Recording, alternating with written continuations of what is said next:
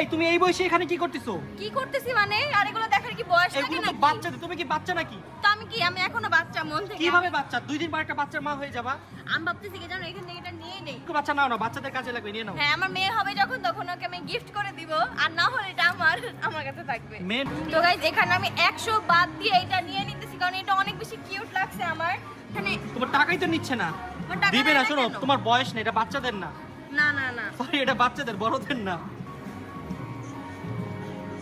দেখছো টাকা নিছে। আল্লাহ,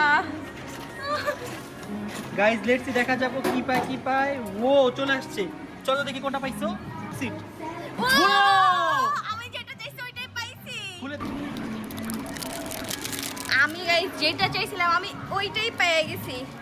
দেখছো, এটা খুলতেছে না, কারণ এটা তোমার না, এটা বাচ্চাদের। এটা খোলার মতো বুদ্ধিটা তোমার নাই, বুঝছো? টেপ আছে, টেপে দেখো। কারণ আমি এগুলো কিনি না, এই জন্য। তুমি কিনো তাই তুমি জানো। আমি কিনি মানে কি, এগুলো আমি কিনে কি হ্যাঁ। করব? ওর নাম হচ্ছে এরিল, বুঝছো? ওর নাম জেনে আমি কি করব? মৎস্যকুমারী, দেখো আমার মতো কিউট। তুমি কি মাছ? হ্যাঁ। ওয়াও গাইস, দেখো এরিয়েল কত বেশি কিউট।